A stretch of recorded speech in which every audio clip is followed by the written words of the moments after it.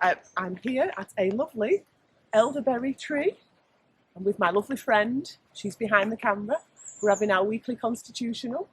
And I thought I'm going to make some elderberry wine. So we now need to pick the elderberries. So,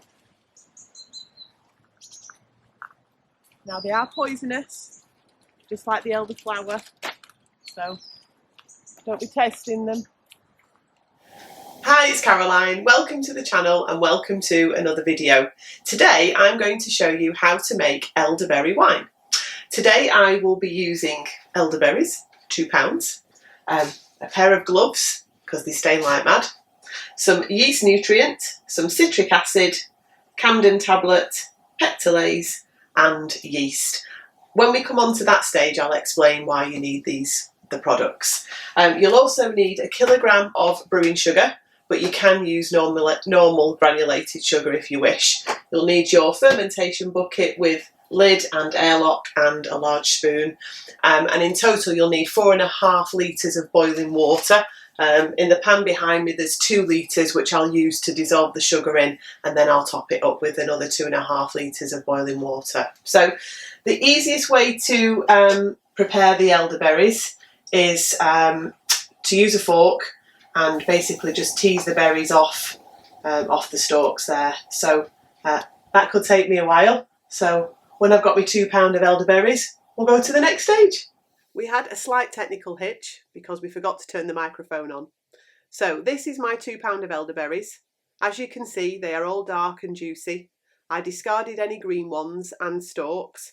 I'm not worried if there are some tiny stalks in there, as when I strain them through a muslin cloth at a later stage, I'll get rid of them then. The next thing to do is to crush them. As it's only a small bowl, I'm going to use a hand masher to do this. I then added my 1 kilogram of brewing sugar to boiling water and stirred until it was dissolved. My trusted assistant then poured it in. As you might have been able to see, it was quite full and I didn't want to scold myself.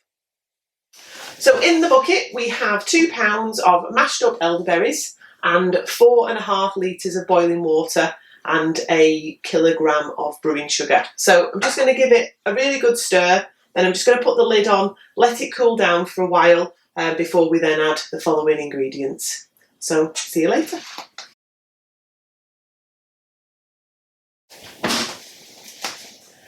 I've left the elderberries and sugar and water to cool. I'm now going to add the 1 teaspoon of yeast nutrient. So this is definitely useful to use in fruit wines, and it helps to ensure a complete fermentation. So 1 teaspoon of that. I'm then going to use 2 teaspoons of citric acid. So this is used as an acid supplement during the fermentation process to help boost the acidity of the wine. And then I have crushed a Campden Tablet, so this will stop any bacteria and inhibits the growth of wild yeast. Then I'm going to give it a good stir. I'm going to then leave it for about 12 hours until we come back and add the Pectolaze. So I'll see you then. I'm back. I'm now going to add 1/2 teaspoon of Pectolaze. This will physically destroy the pectins in the fruit, which is basically the fleshy part. So adding it to the wine will just help to break that down. So in it goes. Good stir.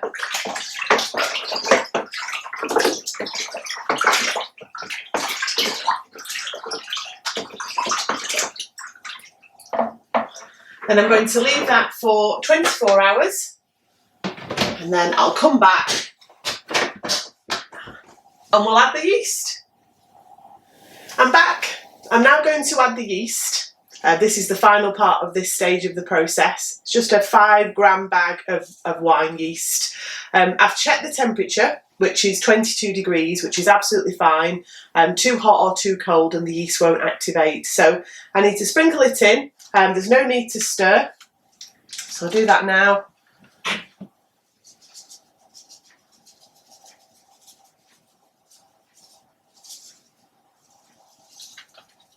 So that's all in. I'm going to replace the lid. The heat lock, the airlock is filled. So that's great. So I'm actually now going to pop it on the heat pad and wait for the fermentation process to take place. When that's done, I'll be back to show you the next stage. So if you've enjoyed today's video, please like, share and subscribe. Cheers!